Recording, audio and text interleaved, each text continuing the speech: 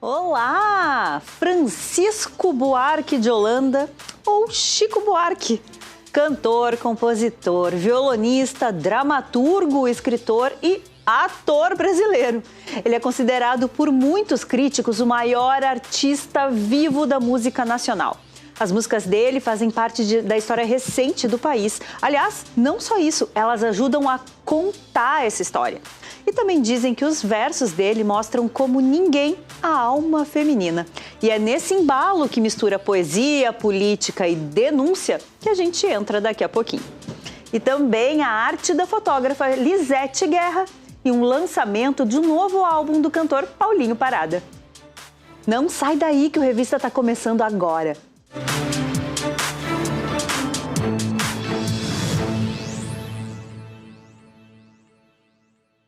Tem artistas que atravessam gerações e tem artistas que ajudam a contar a história de um país. Chico Buarque é um desses pouquíssimos nomes que se enquadram nas duas categorias. Cantor, compositor, escritor, dramaturgo, um dos maiores personagens da música brasileira e também uma das vozes mais imponentes da cultura nacional.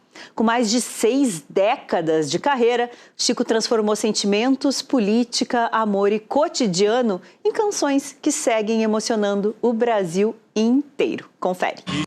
Estava à toa na vida, meu amor me chamou pra ver a banda passar, cantando coisas de amor. Foi nos anos 60 do século passado que Chico Buarque apareceu para o grande público. Através do jeito tímido, da voz suave e das letras sofisticadas, que diziam muito, se destacou nos festivais da época. A banda, lançada em 1966, se tornou um fenômeno nacional. A música parecia simples, mas já mostrava uma característica que acompanharia toda a obra de Chico: transformar cenas do cotidiano em poesia. A rosa triste que vivia fechada se abriu e a meninada toda se assanhou. Apesar de você, amanhã há de ser outro dia. Compositor, também virou símbolo de resistência. Durante a ditadura militar, foi perseguido pela censura. Dezenas de músicas foram vetadas. A situação era muito difícil, né? Era o arbítrio total. A partir do AI-5, então, começou a existir a censura prévia em jornais, alguns jornais, para textos de televisão, para teatro e para música popular. Você, para gravar uma música, tinha que submeter a letra submeter à censura federal, ao Departamento de Censura da Polícia Federal. Quando me diziam, se você mudar tal verso, a música é liberada, eu mudava. Claro, eu queria que a música saísse, que a música fosse ouvida. Ele até trocava a letra, de maneira criativa, para criticar o regime, usando metáforas e ironias. A música, Apesar de Você, virou um hino silencioso contra a repressão.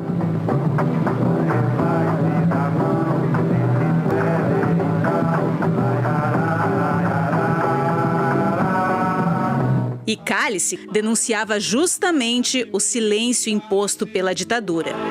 Afasta de mim esse cálice de vinho tinto de sangue. As letras precisavam escapar da restrição imposta. E talvez por isso tenham se tornado tão fortes, tão inteligentes e tão eternas. Meu caro amigo, me perdoe, por favor, se eu não lhe faço uma visita. Poucos compositores brasileiros foram tão regravados como ele. As músicas ganham novas vozes e novas releituras. Elis Regina cantou Atrás da Porta. Teu pijama nos teus pés, pé da cama.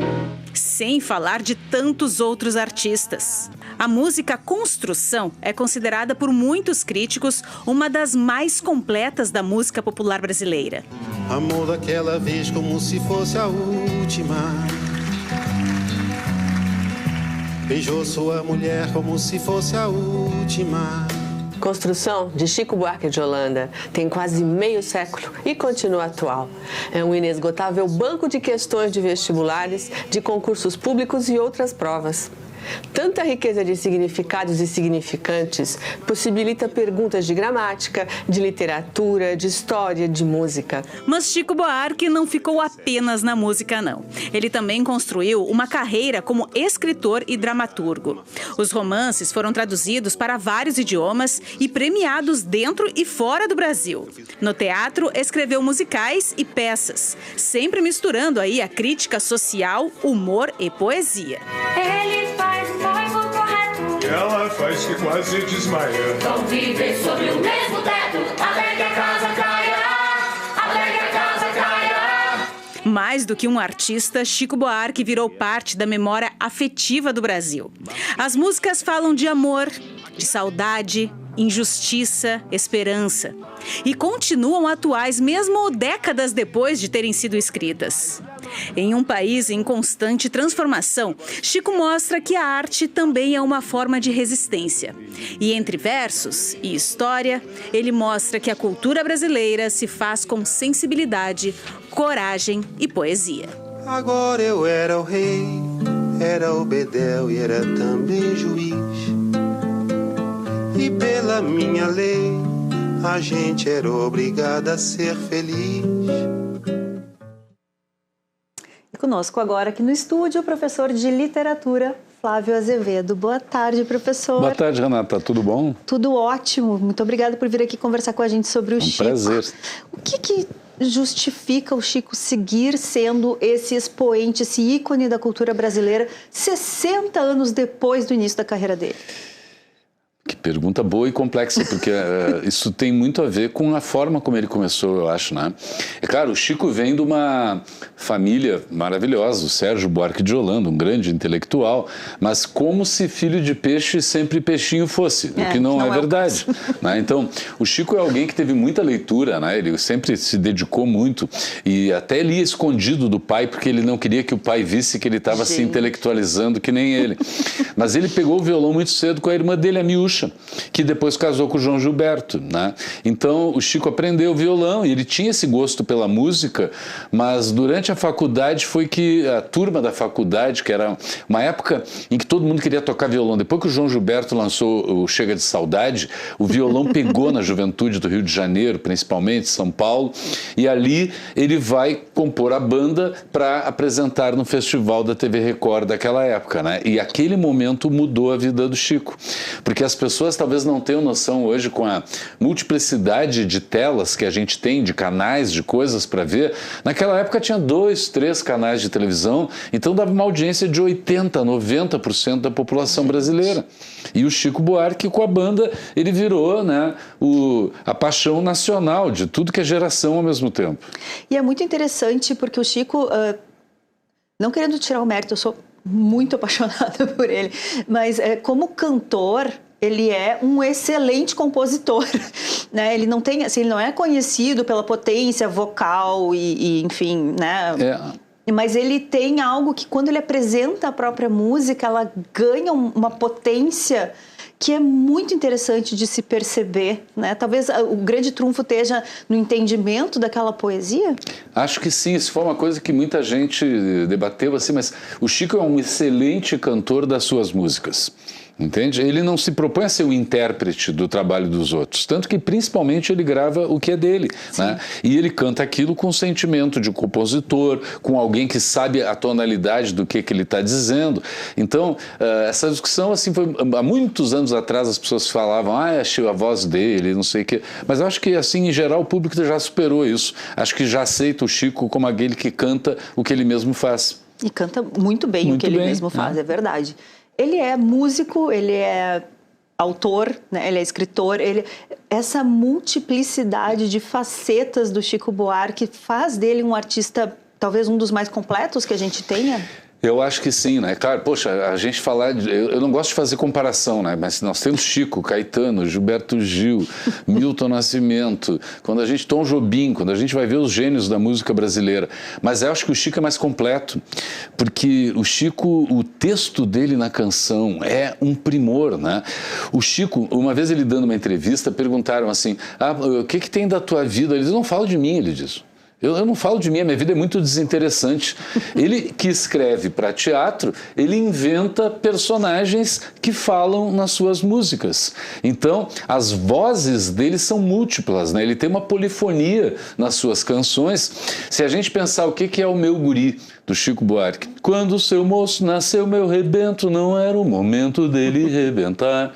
É uma mãe do morro que está falando do filho e tem orgulho do filho sem perceber que o filho é um ladrão. Então o Chico Buarque, o que ele faz? Ele incorpora esses personagens e pensa qual é a voz verdadeira que cada personagem que ele cria teria. O que diria uma pessoa dessas, né? E nisso é que ele é absolutamente genial, como ninguém, eu acho, na composição da música brasileira. Não, e essa... qualidade que ele tem de brincar com as palavras e de fazer sentido, né? A própria reportagem da Lisiane Mottini cita a música Construção, que para além de render tantas perguntas, né, em vestibular e em concurso, ela encanta pessoas de fora do país por essa genialidade de, ao trocar uma palavra de lugar, ele conseguir girar totalmente o sentido da frase em 2, 3 estrofes diferentes. Isso é algo que é muito singular dele. Muito, muito, né? E Construção, a gente está falando lá do começo dos anos 70, né? Então, assim, tem uma história, um operário que vai para o trabalho, que se despede da família e a morte dele e o estado mental em que ele se encontra. E aí essas palavras todas rimadas em proparoxítonas, a rima esdrúxula, como a gente chama, né? E ele vai de uma estrofe para outra alternando as palavras e vai dando outro sentido. E ainda tem o arranjo do Rogério Duprat, que era o mago dos arranjos da época, que a gente ouve o barulho do trânsito, das buzinas, do corpo flutuando, o corpo caindo, né? Então, Construção é uma canção, uma letra e uma melodia que a gente ficaria 5 horas falando só dela, assim, de tão genial que ela é. É uma obra-prima. Né? E, assim, pouca gente tem tanta coisa genial quanto o Chico Buarque, né? Mesmo dizendo, puxa, Caetano e Gilberto Gil estão lá no topo das composições, Milton Nascimento também, né? Mas o Chico... ele tem um trabalho de letra ainda, que eu acho que é ainda mais sofisticado. Ele escolhe palavras que ninguém escolheria. Né? Quem é que coloca paralelepípedo numa letra de música que nem não vai passar, né? Quando a gente pensa. Né? O uso duplo de palavras no Eu Te Amo. Te dei meus olhos para tomares conta, agora conta como hei de partir.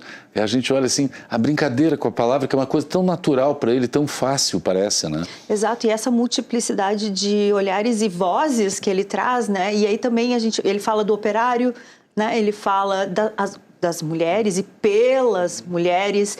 E aí, nesse ponto, professor, a gente sabe que há uma questão um pouquinho polêmica, que é o olhar atual da sociedade sobre algumas das canções do Chico, em especial essas que tratam de mulheres. Como é que o senhor avalia algum cancelamento que se tentou fazer com ele há pouco?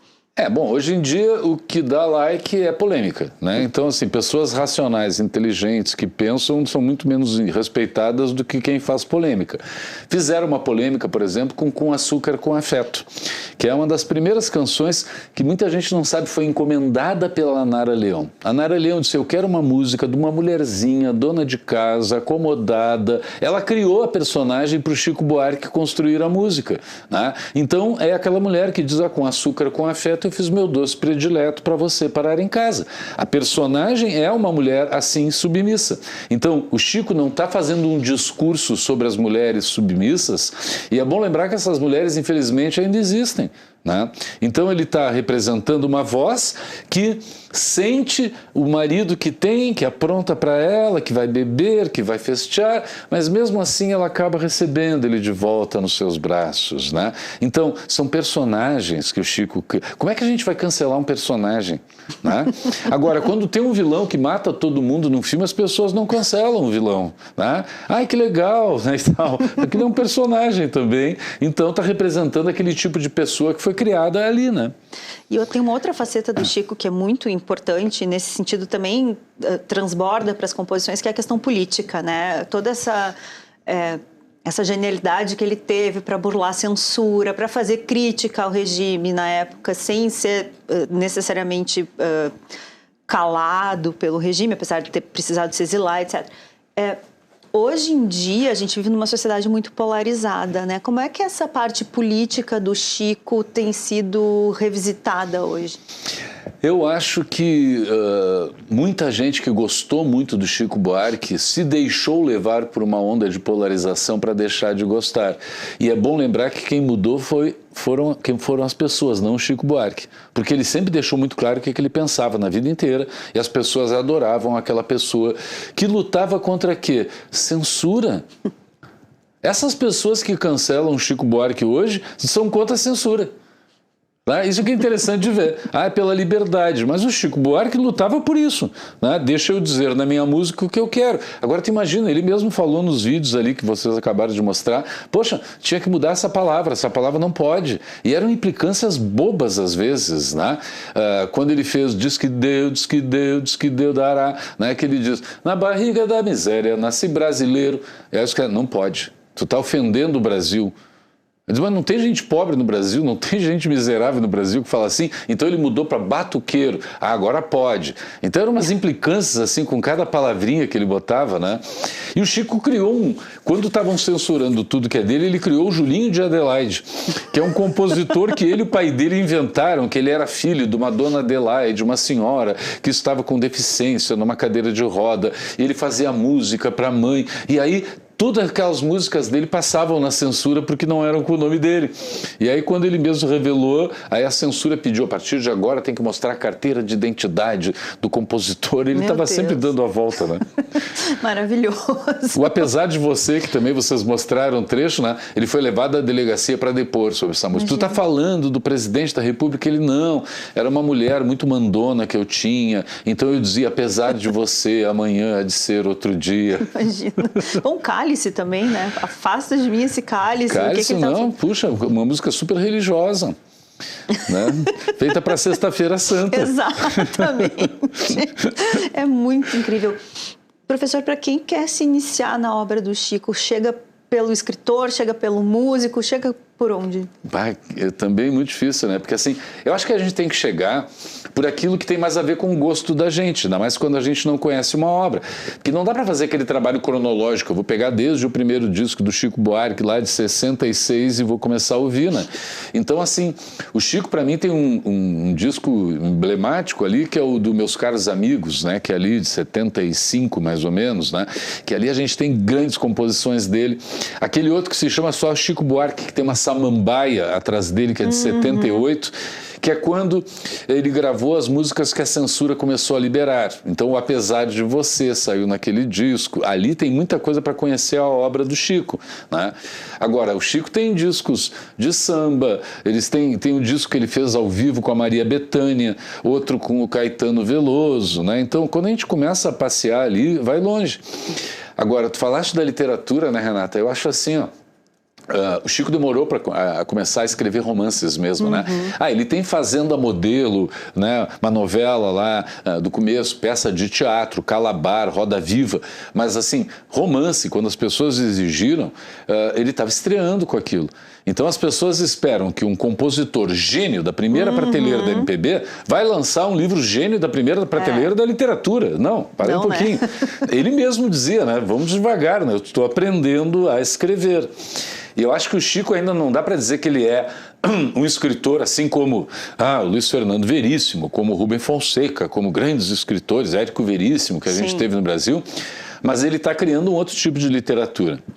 Esse último livro dele, o Bambino a Roma, que ele mistura as memórias dele de quando ele se criou em Roma, com coisas que ele inventa ali também, tanto que ele diz que é ficção, né? A gente sente a graça do Chico, a leveza, a inteligência dele, estão ali tudo muito presentes. Bom, uma outra forma de conhecer Chico é pelo cinema. A gente trouxe aqui 4 filmes que falam dele e por ele. O primeiro é Chico, Artista Brasileiro, de 2015.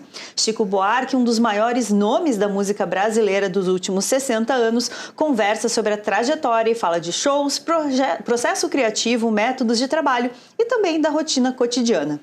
Chico e as Cidades, de 2001. Dirigido por José Henrique Fonseca, esse documentário explora a relação do artista com o Rio de Janeiro e outras cidades, mostrando como o ambiente urbano influenciou fortemente na obra dele. Quando o Carnaval Chegar, de 1972, o empresário de um grupo de cantores organiza um espetáculo em homenagem a um rei que vai chegar à cidade para o Carnaval. Discussões internas e romances inesperados quase impedem que o show se realize. E Ópera do Malandro, de 1985. Max é um malandro elegante, um boêmio da Lapa. Ele explora uma cantora de cabaré e vive de pequenos trambiques. Até que surge Ludmilla, a filha do dono do cabaré, que pretende tirar proveito da guerra fazendo contrabando. Professor, tem novos artistas que bebem na fonte do Chico ou é impossível termos outro Chico? Eu acho que é impossível não beber na fonte do Chico. Porque essa geração toda, se a gente pensar, né, naquela era dos festivais ali que a gente teve da canção de 1965 a 72, surgiram ao mesmo tempo Chico Buarque, Caetano Veloso, Gilberto Gil, Maria Bethânia, Elis Regina, Edu Lobo, até o Roberto Carlos ali, apesar de que já estava famoso pela Jovem Guarda, estavam ali, né? E eles, tanto que eles estão aí até hoje. Nós temos esses artistas com mais de 80 anos e eles lotam estádios e todo mundo se influencia por eles, né? Então eles apresentam... O Gil é uma fábrica de músicos, porque a família dele ele fabrica músicos ao mesmo tempo. Então o Chico é uma fonte eterna de inspiração. Eu acho que as pessoas vão falar de Chico Buarque para sempre. Ele nunca vai ficar datado, porque cada vez que tu pega uma letra dele, uma canção e vê... E não, o Chico é um grande compositor de melodias e de harmonias também, né? As pessoas pensam que ele é só um escritor. Os músicos, quando analisam a obra dele, dizem como ele é sofisticado, a complexidade que tem nas coisas que ele prepara.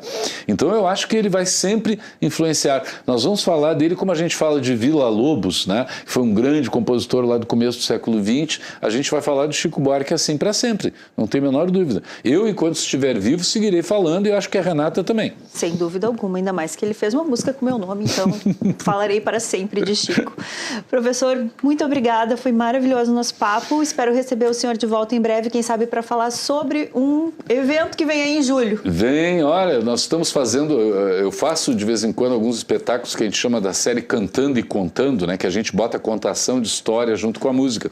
E aí, junto com a orquestra da Ubra, o maestro Tiago Flores, nós vamos fazer o espetáculo Amores Partidos, as músicas de separação do Chico Buarque, que são várias, né? Então, eu conto a história, analiso um pouco, e a orquestra entra, executa com cantores, e quando estiver mais perto, porque vai ser em julho, a gente passa aqui, faz a divulgação e comenta, porque é um trabalho muito bonito. Fechado. Muito obrigada. Obrigado, Renata.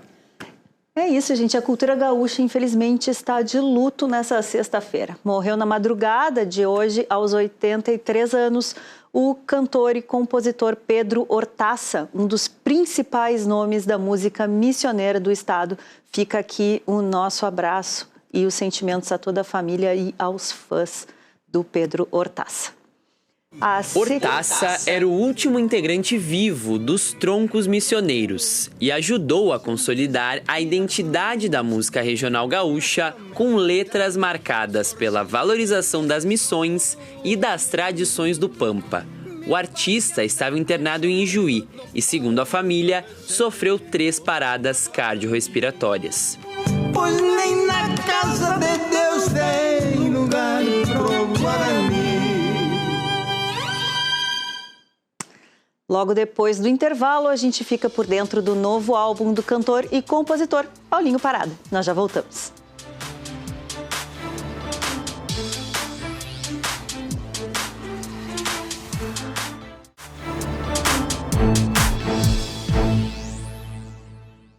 E o cantor, compositor e violonista Paulinho Parada lança um álbum na próxima semana. O show traz músicas autorais, releituras e resgates da memória popular.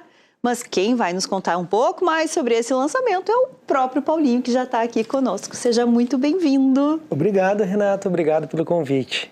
A gente que agradece a tua presença. Me conta um pouquinho como é que nasceu esse álbum. Olha, começou com gravações que não se sabiam na época bem o destino delas, né? Então, começou em 2019, a gravação no projeto Som no Salão de Atos da Universidade Federal do Rio Grande do Sul, minha casa, a URGS, e depois com o projeto Samba da Velha Guarda, no Centro Histórico Cultural Santa Casa. Espaços diferentes, propostas diferentes, então é um apanhado da minha carreira, né? E legal que o Léo Monassa, músico, produziu esses espetáculos e fez essa mistura comigo, né? Autoral. Sim, daí já deu um match perfeito. É legal porque o show, eu achei interessante que tu descreves no material de divulgação que o show ele é um percurso, entre memória, tradição e criação contemporânea. De onde vem e onde é que a gente percebe essas referências? Então, eu gosto de situar as pessoas que conhecem a minha música muito na minha infância lá, quando meu avô me buscava na escola, tinha os bares com música ao vivo quase em cada esquina de Porto Alegre, em 95, por aí. E aí nós passávamos e encontrávamos músicos da velha guarda, naquela época já, como Plauto Cruz, como Mário Barros. E aí eu fiquei amigo dessas pessoas ao longo da vida. Em 2007 pude gravar um álbum com o Plauto Cruz. E aí começa essa história, em 2007. Mais recentemente com outros trabalhos, como Respira, que vai estar nesse álbum, uma parceria com Eduardo Pita. São predominantemente canções autorais e alguns resgates da Academia de Samba Praiana. Fantástico. Porque uma aposta, o show ele é bem íntimo, né? Assim, voz e violão, uma coisa bem...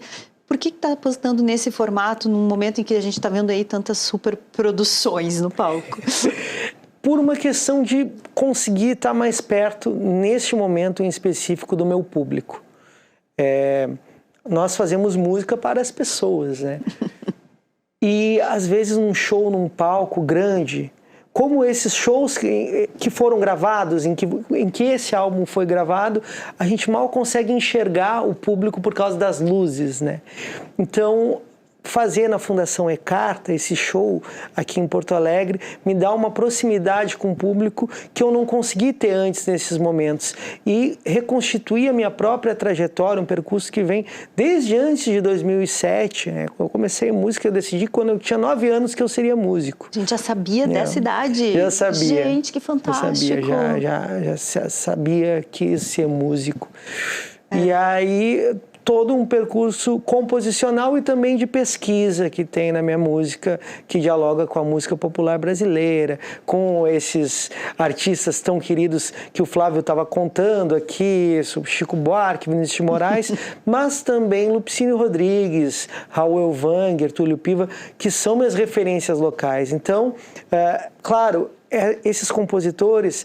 como Plauto Cruz, estarão presentes não diretamente através da composição, mas através da minha coletividade enquanto compositor.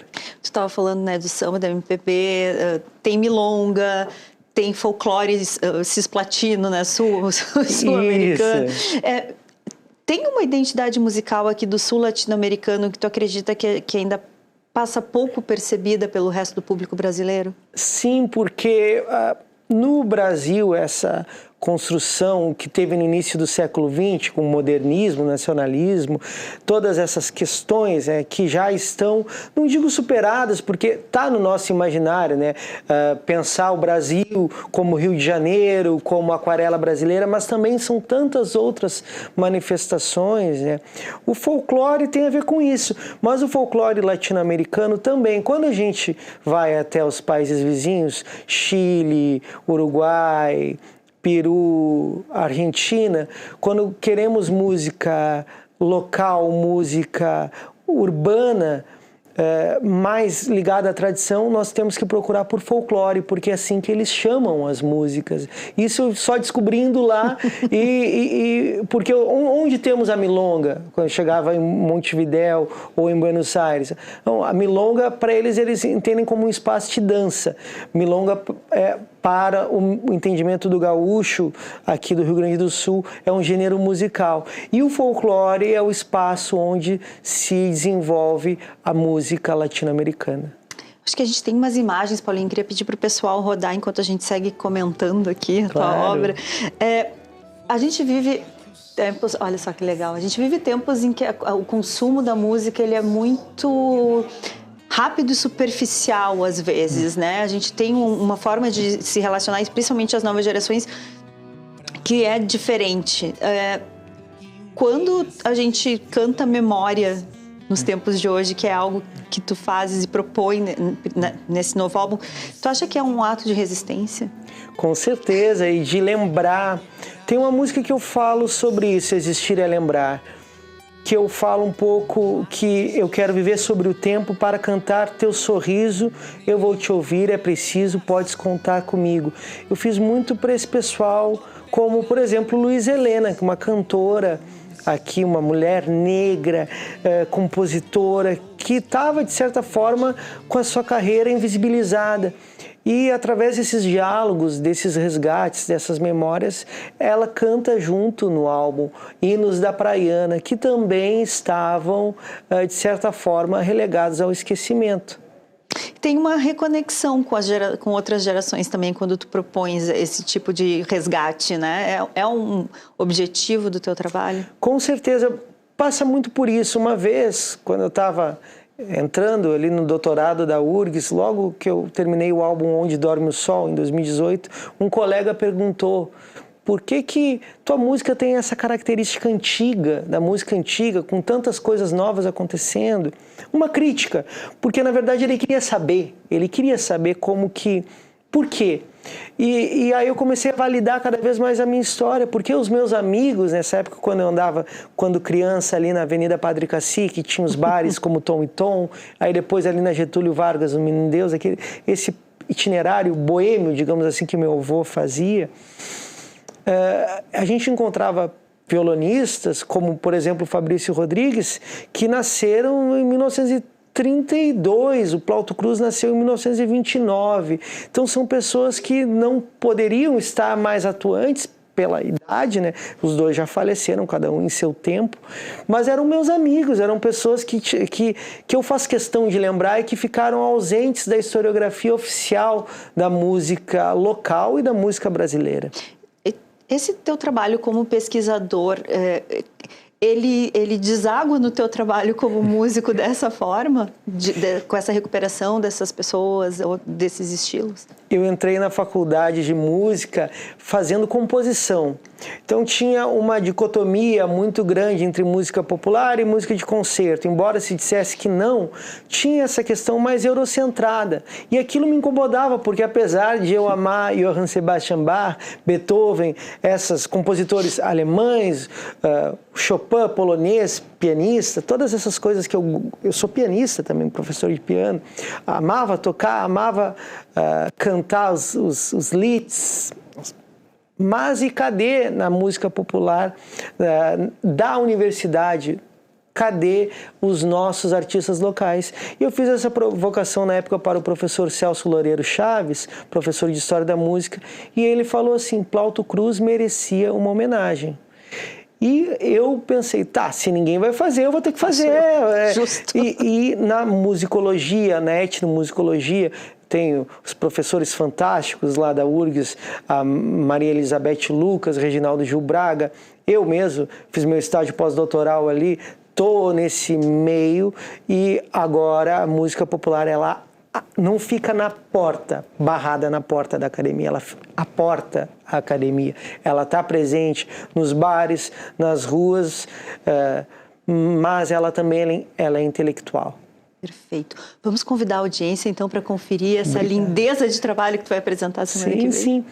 dia 3 de junho, estarei na Fundação E-Carta lançando o meu trabalho autoral, o meu álbum Paulinho Parada ao vivo, a partir das 19 horas. A entrada é franca e vai ser uma alegria contar com a presença de vocês, meu público querido, que já me assiste, Renata, mas também as pessoas que estão conhecendo agora o programa ou a mim mesmo, essa minha trajetória. Eu quero, como todo artista brasileiro e latino-americano, ser escutado, e vai ser uma alegria ser escutado por vocês. Vai ser um sucesso, não tenho a menor dúvida. Obrigado. Obrigada, até breve, até a próxima. Até a próxima.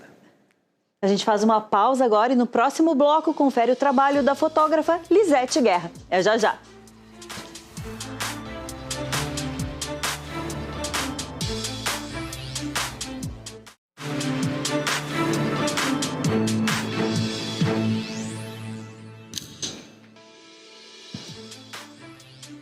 Olá, eu Nara Caran chegando com mais um Galeria para o Revista RS. Tudo bem, gente? Hoje eu trouxe uma convidada que é uma referência na arte da fotografia. Formada em jornalismo e publicidade, a fotógrafa gaúcha Lisete Guerra começou a clicar nos anos 80, quando eu tive o prazer de conhecê-la e de trabalharmos juntas. A artista, ela é especializada em retratos. Ela está estreando uma exposição chamada Mulheres Atrás da Porta, Retratos Desarmados, lá no Shopping Iguatemi, aqui em Porto Alegre, e marca um importante momento do trabalho autoral dela. Olá, Lisete Guerra, seja bem-vinda. Ai, fiquei muito feliz com o teu convite, porque dá pra gente relembrar as nossas épocas, que tu eras o modelo, que eu fazia aquelas fotos, que eu fiquei 20 anos na Zero Hora fazendo foto de moda. E tu sempre fotografando pra mim, Lisete, né? Pra mim é uma honra também. Ai, eu fico até assim, meio tipo...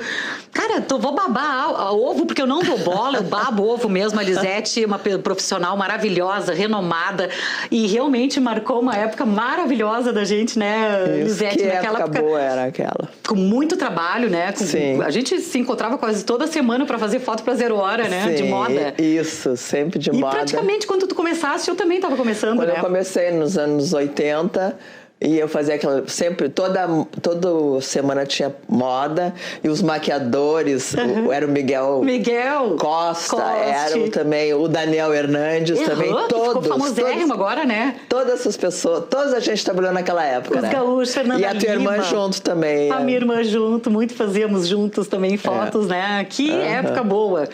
E, enfim, a tua especialidade sempre foi gente, né? Tu sempre gostou de fazer gente, né, Lisete? Só gosto de fazer gente. E na época também, na Zero Hora, eu faço retratos e moda, muita moda que eu fazia e retratos. Então, essa exposição surgiu porque faz tempo que eu gostaria de fotografar as mesmas pessoas que eu fotografei naquela época e lembrar, assim, a moda que eu fazia sempre, né? Então, agora pegar as pessoas da sociedade, as pessoas normais, minhas clientes, algumas não são minhas clientes, muitas eu não conhecia, fiquei conhecendo, gostei muito de conhecer dessas que estão participando, que são 20 mulheres. E seria um desafio, porque eu pensei, será que elas vão aceitar serem fotografadas assim, meio despojadas em casa? Não é todo mundo, né, que se solta na frente da câmera. Eu ia te perguntar como é que foi. É assim, por exemplo, em casa, natural, meio sem aquela roupa tradicional. E aí todas aceitaram, e eu fiquei super feliz que todas as 20 que eu convidei aceitaram. Ai, que legal, e tá lá no Iguatemi, né? A gente já vai falar mais da exposição e nós vamos mostrar as fotos. Mas me conta também, e não é a primeira exposição, obviamente, de retratos, né? Tu já tem uma série anterior, que eu me lembro, de outras personalidades. Tu fez também uma exposição sobre pets. Uma época. Pessoas com seus pets. Pessoas com seus pets. Pais, mães com filhos, várias coisas. E sempre no Iguatemi ou no Moinho, sempre nos shoppings. Que eu tenho a agradecer muito ao Shopping Iguatemi por me apoiar nesse trabalho. Mas não tem como não te apoiar, né, Lisete? Uma pessoa que, olha, são 40 anos de carreira, ou mais, enfim, tu já morou no exterior, tu já foi correspondente da quem, né? Na Sim, Itália? na Itália. Fazendo também fotos Tudo de foto, gente. sempre retrato, sempre Sempre retrato. retrato. Mas e aí eu tenho 4 livros publicados. Sim, mais os livros. E aí esse último livro que eu fiz, que é Cuba, não era sobre modelos, nada. Meu primeiro livro foi sobre modelos, retratos de modelos. Eu lembro. Da época da Zero Hora. Depois eu fiz um outro sobre figurino de televisão. Depois um de pai, mãe e filhos. E aí esse de Cuba que não tem nada a ver com o meu trabalho de moda, de modelo. Mas eu me interessei muito quando eu conheci Cuba. Eu achei que aquilo era um cenário de filme. É mesmo, né? Eu não conheço, mas é lindo. Eu fui 7 vezes para lá para fazer. Ah, meu Deus! E aí, tem vários retratos de pessoas, em função de retratos, mas também tem paisagens. Então, isso é uma coisa diferente do meu trabalho que eu fiz.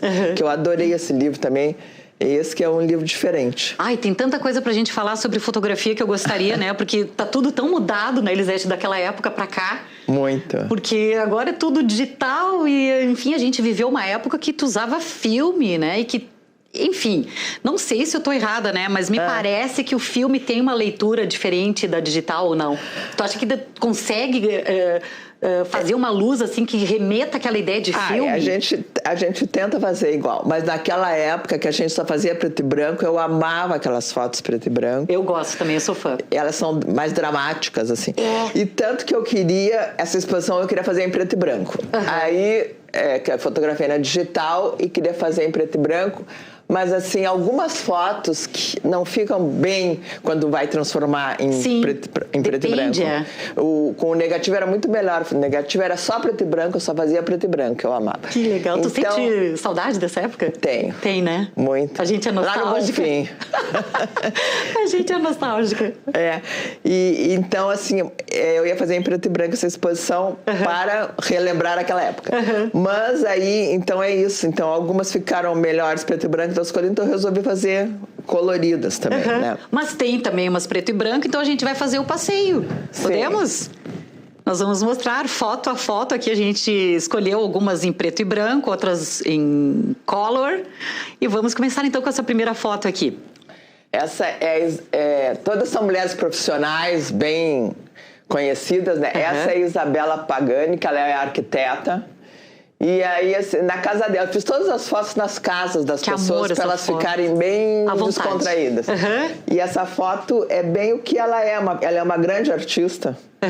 E aí ela ficou assim, e aí saiu essa foto ficou que eu linda, amei, bem diferente. E bem assim, sutil, né? Bem descontraída. E poderia ser em preto e branco, mas na exposição ela tá colorida. Porque eu quis fazer todas coloridas. Mas assim, a preto e branco é muito mais... É como tu falou, dramática. Sim. Eu acho que é bem essa palavra. E aquela ali também, essa aqui é a Cássia Creve, que também é uma arquiteta super renomada. Uma artista linda. E todas mais acima, assim, de 40 ou não? Algumas não, essa até parece menos, mas enfim. Não, é entre 41... Mulheres maduras. Acima. 41 acima. Maduras, mas com cara de gurias, né? Sim, ela parece que tem cara de 20, parece que tem 25. Por isso que eu fiquei com medo de chutar errado, mas... Não, parece 25, é isso que eu quero... Eu quis mostrar que a mulher, não interessa, pode ser madura, pode ser... Não interessa a idade, de qualquer jeito, elas sendo bem fotografadas... Com certeza. E bem exploradas... Isso. Vão ficar assim... E devem ter gostado pra caramba, né? Se elas gostaram? Se gostaram de fazer, né? Um ensaio assim, ainda mais contigo. Fazer. Essa é a Leila Schuster, te lembra? E a Leila, e as Miss, né? Que ela mora Miss Brasil. Sim, Miss Brasil. Foi Miss linda Brasil. Também a Leila Schuster. Nossa, tá lindíssima. E também já uma mulher madura, né? Da esquerda. Madura, tu quer dizer o quê? Madura é acima dos 40, né? Pra gente... sei lá, daqui a pouco não gostam que chame de madura, né? Não, acima de... Mas 40 é criança 56, ainda, né? É muito jovem. A idade eu quero dizer acima de 40. 40 a mais. E essa aqui é a Nara, que ela é uma das patrocinadoras também da exposição. A loira ali. Que é linda. Linda. Todas são lindas. E todas fotografando super bem. Todas parecem lindas. Modelos. Elas são todas modelos. Eu quis passar essa impressão de modelo para as mulheres normais, atuais, contemporâneas. Que não são modelo, mas eu sempre quis passar essa ideia de... É o momento delas. Vamos fazer um momento de fotografias, como se fossem modelos, uma tarde inteira de fotos, só e fiquem relaxados. Todo mundo gosta, né? Quem não gosta de se ver linda e Exato. fica bem. Claro. E aí, e só tirar o melhor delas. E essa aqui é a Renata, que é linda. Linda mesmo. Linda Nossa, também. que foto incrível. Tu tem um dom, né, Lisete, de captar essa espontaneidade das pessoas, né? Olha que linda a Marta ali também. A Marta Becker. A dela tinha uma colorida, mas eu achei tão linda ela nesse PB. É linda, assim, eu também fico assim. É que, assim, eu penso... A colorida é a colorida, mas como a preto e branco não existe. Não tem, né? Eu também sou fã. Não. E eu acho que por isso, porque remete a essa nostalgia, acho que do filme, sabe? Não sei, do filme digo material. Do negativo, Negativo. Né? E aí eu quis passar, eu disse, olha, tu fica em casa, como tu gostaria de ser fotografada, fica bem natural, e aí elas ficaram super naturais. É isso que eu acho interessante, que são mulheres profissionais, estão sempre, assim... Formalmente vestidas. E aí eu gosto de tirar esse outro lado delas, né? E tu gosta também de fotografar mais o feminino, né? Gosto. Muito mais. Né? Sempre, eu já fiz exposição só de homens, só de mulheres. Te lembra dos modelos naquela época? Claro. Sim, todos os modelos que a gente fotografou junto. Que saudade. Mas é que assim, primeiro que os homens não gostam muito não aceitam fazer uma exposição sobre os homens. É bem difícil. São né? mais... E as mulheres gostam mais desse setor. Sei lá, acho que o homem é mais tímido, será? Mas eu não pensei, vou fazer uma exposição no Iguatemi de homens. Eles não iriam... eu não, pra que eu vou aparecer? Mulher é uma coisa mais que a mulher gosta, né? Mulher gosta mais de aparecer, claro, mais vaidosa, gosta mais de aparecer numa foto e tal, né? Pode ver, né? Se tem um gurizinho, uma guriazinha quando é criança, pode ver, a guria é sempre mais exibidinha, né, do que o guri. Claro. Lisete, então tá, vamos chamar então para o serviço aqui. Então a exposição dela estreia agora dia 25 de maio, para um público fechado, né, que tem a inauguração. Depois o público pode começar já a chegar na terça-feira, dia 26, e fica até... É do dia 26 de maio a 25 de junho. Isso. Então vai ficar um mês no Iguatemi, em frente à Livraria Travessa. E quer dizer que o lugar é ótimo para circulação e todo mundo pode ver a exposição. Vai ser um prazer receber todo mundo. Que legal, eu vou estar lá. É isso, abertura às 19h30 e, claro, depois fica aberto o dia inteiro. Quem for fazer compras ou passear lá no Iguatemi vai poder acompanhar as outras fotos, né, Lisete? Porque aqui a gente mostrou só uma palhinha. Sim, eu mostrei, são mas muitas fotos que estão aí não vão estar na exposição. Essa aí é um ensaio que eu fiz de cada uma, mas para ter uma surpresa maior só no dia, né? Então tá, esperamos a próxima exposição. Volte sempre. Muito, muito obrigada. Eu que agradeço, fiquei muito feliz. Eu também, eu mais ainda, voltei no tempo. Até uma próxima, Lisete. E para vocês de casa também, um beijinho. Até o próximo Galeria. Tchau, tchau. O Revista vai terminando por aqui. A gente encerra te lembrando que nesse final de semana, Jorge Drexler se apresenta em Porto Alegre. Ele é ganhador do Oscar de Melhor Canção Original em 2004 e traz para a capital o show do novo disco, Taracá, em que mergulha no candombe, um estilo musical afro-uruguaio. As apresentações dessa sexta e do sábado já estão com ingressos esgotados, mas ainda é possível conferir o show no domingo no Araújo Viana. Interessados, atenção, eu sugiro vocês correrem para garantir o ingresso na plataforma Simpla. E por hoje, o Cebolinha aqui vai se despedindo. A gente se encontra na próxima edição. Até lá. Tchau, tchau.